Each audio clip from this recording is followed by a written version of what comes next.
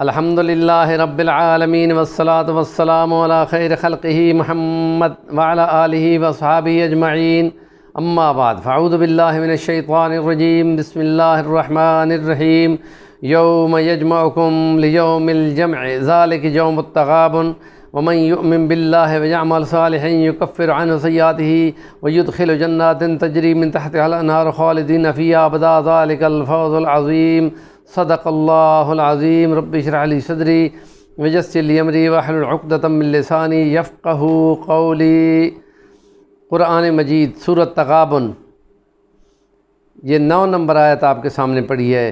جس دن جمع کرے گا وہ تم کو جمع کرنا، وہ دن جو ہار جیت کا فیصلے والا دن ہوگا، اور جو ایمان لایا اللہ پر اور عمل صالح کیے، ہم اس کے گناہوں کو جو چھوٹے موٹے ان کو دور کر دیں گے اور اس کو ہمیشہ کی زندگی جو بہت بڑی کامیابی ہے اس میں داخل کریں گے۔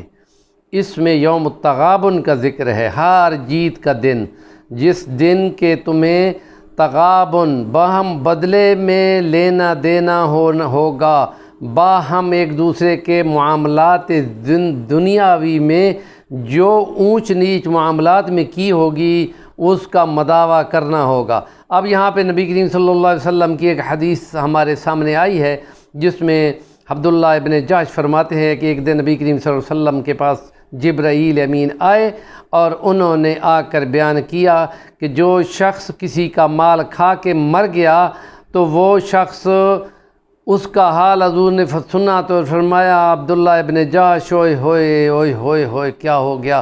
اگر ایسا شخص شہید بھی ہو جائے اور پھر زندہ کیا جائے، پھر شہید کیا جائے اور پھر بھی وہ جنت میں نہیں جا سکتا۔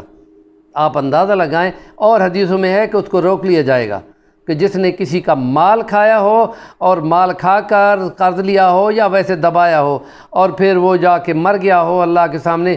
نبی کریم صلی اللہ علیہ وسلم کی سیرت ہمارے لیے نمونہ ہے۔ اگلا مہینہ آ رہا ہے نبی کریم صلی اللہ علیہ وسلم کی زندگی کا، ربیع الاول کا، اس میں نبی کریم صلی اللہ علیہ وسلم کی زندگی کے احوال ہم نے بیان کرنے ہیں، اور ہم نے وہاں بتانا ہے کہ اللہ کا قرآن کہتا ہے تمہارے لیے نبی کی زندگی تمہارے لیے نمونہ بنا کے دی گئی ہے، اس کی فالو کرو گے، پیروی کرو گے تو تب نجات پاؤ گے۔ اور اس نے آپ نے فرمایا تھا، آپ جنازہ پڑھا رہے ہیں، آپ فرمایا ہاں بھائی اس میت نے کسی کا کوئی مال لینا دینا تو نہیں؟ کیا کہ یا رسول اللہ اس نے تو بہت سارا مال دینا۔ آپ نے فرمایا تمہارا مومن بھائی ہے، تم جنازہ پڑھ لو، میں نہیں پڑھتا۔ آپ پیچھے ہٹ کے کھڑے ہو گئے، سارے حق کا بکا رہ گئے کہ نبی اس کا جنازہ نہیں پڑھ رہا، جس کی تو مغفرت ہی کوئی نہیں ہونی۔ پھر آگے حضرت عثمان غنی، وہ اللہ کے نیک بندے تھے، وہ آگے آئے اور کہتے ہیں یا رسول اللہ اب اس کے جنازے سے نہ ہٹیں، اس کی بدبختی آ گئی، میں اس کا ضامن ہوں، اس نے جتنا اس نے کسی کا دینا تھا میں ادا کروں گا۔ تو جب وہ کو ضامن بنے تو تب آپ نے جنازہ پڑھایا، ورنہ آپ یہ کہا کرتے تھے تمہارا مومن بھائی تم پڑھا لو، میں نہیں پڑھتا۔ یہ نبی پاک صلی اللہ علیہ وسلم کی اپنی زندگی میں یہاں یہ ہمارے لیے عبرت کی نشانیاں ہیں، اور ہم سارے خالی سکے نعرے لگاتے رہیں کہ ہم عاشق ہیں، ہم بڑے نبی کے نام لیوائے ہیں اور ختم نبوت کے ہم بڑے علم بردار ہیں۔ ختم نبوت کا مطلب ہے کہ اس کے بعد اور کوئی قانون نہیں آنا کہ جس سے تمہیں حشر کے میدان میں نجات ملے گی۔ یہ فائنل قانون ہے جو نبی نے دے دیا، آؤ اس کو فالو کرو۔ اگر فالو کریں گے تو پھر یہ تغابن والے دن بندہ جیت جائے گا، ہارے گا نہیں۔ ہارے گا وہ جس نے مال کھایا ہوگا، حق دبائے ہوں گے، محشر میں جائے گا، تمام اعمال چھین لیے جائیں گے، داخل جہنم ہوگا۔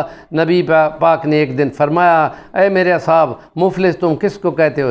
یا رسول اللہ مفلس وہ ہوتا ہے جس کے بعد کچھ مال متاع نہ ہو۔ فرمایا نہیں، تم یہ دنیا کی سوچتے رہتے ہو، محشر کے میدان کی سوچو۔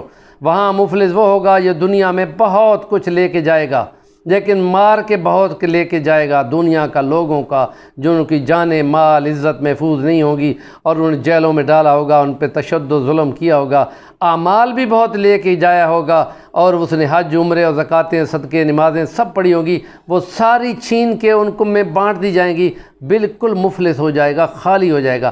پھر لوگوں کے باقی نادہندگان جو ہوں گے ان کے گناہ اس پر لا دیے جائیں گے، پھر مکمل جہنمی بن کر اس کو داخل جہنم کیا جائے گا۔ یہ ہے نقصان، یہ مفلس۔ نبی پاک صلی اللہ علیہ وسلم ایسے ہی بندے کے تذکرے کے فرمایا اوئے ہوئے اوئے ہوئے ہوئے، ماتھے پہ ہاتھ مار کے فرمایا اوئے ہوئے، یہ تو اس کی نجات بالکل ہو ہی نہیں سکتی، یہ تو پھر وہ تغابن والے دن وہ اپنے معاملات کلیئر کرائے گا، اپنے اعمال غبن کرائے گا تو تب جنت میں جائیں، وہ تو پتہ نہ کتنا ٹائم لگ جائے گا۔ یہ ہے زندگی کے معاملات۔ آخرت کا عقیدہ خالی عقیدہ نہیں ہے، ہمارا اعمال ساز ہے۔ آج اگر ہم بیدار ہو گئے تو کل محشر میں تو جانا ہے، کوئی مانے یا نہ مانے جانا ہے۔ تو اس جانے کا فائدہ کیا ہے؟ اس کے یہاں لوگوں کا مال کھا کے مت جاؤ خدا کے لیے۔ جس کسی کا دینا ہے ٹائم پہ دے دو۔ زندگی کا کو پتہ ہے، ایک دم اٹیک 80% لوگ ہارٹ اٹیک سے جا رہے ہیں اچانک۔